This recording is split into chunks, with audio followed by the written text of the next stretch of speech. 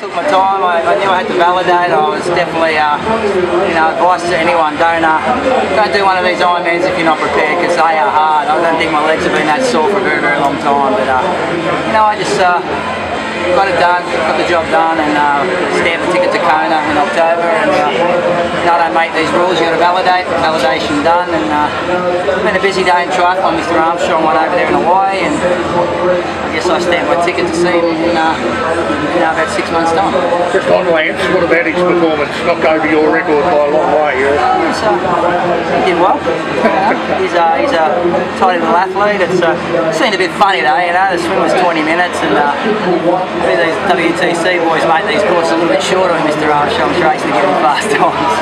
No, 2:01 on that course is amazing, and Chris Lieto rode 2:4, and we all know how good Chris Lieto is. So he's a real deal, mate. He's getting the job done. He's learning his craft, and it's 70.3. But as I learned today, Ironman's a different beast, and I think we all wait eagerly on how he performs in Nice. But all that aside, he's going to be bringing his A game to Kona, and all of us are going to have to be prepared for an amazing race with him on the start line. I think Lance is an amazing endurance athlete, and I try and say if you put it this way, if I put my hand up and said I'm going to the Tour de France and said I'm going to win the thing, how do you think those guys would react?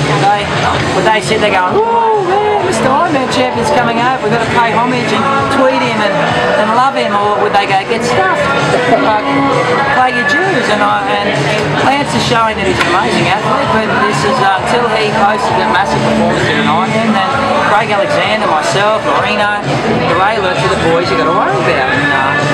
Marathon is a long way. I learned that today. I felt fantastic for 30k. Absolutely going, back baby. So we get 2:45 marathon. And then the last 12k was the roughest 12 of my life. So we're going to see how he goes. He's got an amazing team, and he revolutionised cycling, and I'm sure he's going to do the same in our sport. And we're all going to have to be on our A game to do it. And I can assure you that I go home from this race, I sit down with my guys, and our entire focus is on doing every little thing right, because we know he's going to, and he's going to make Kona this year a very, very interesting race. It's exciting.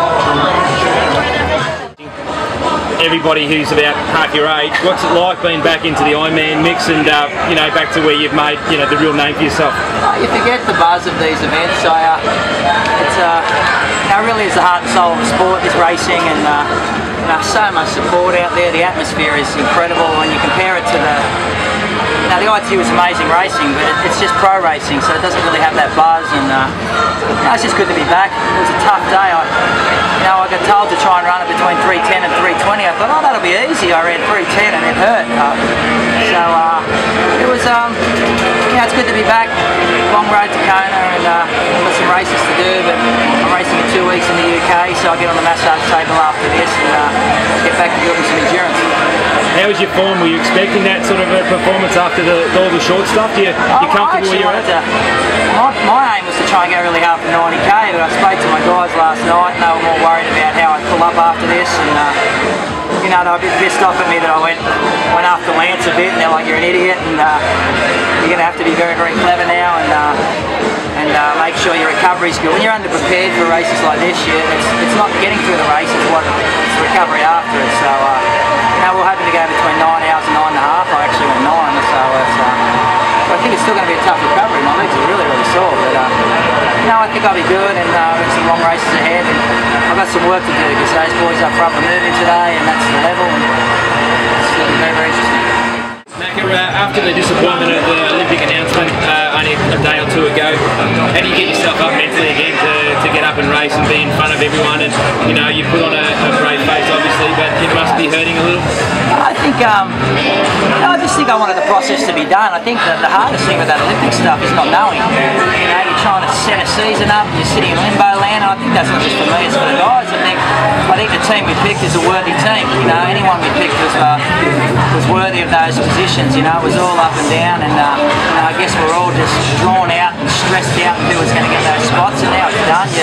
You can move on, and I'm looking forward to watching our boys race, and I just hope they can get their head around it, because it was a bloody drawn out process that I think we'll see the guys will get their head back and race well again.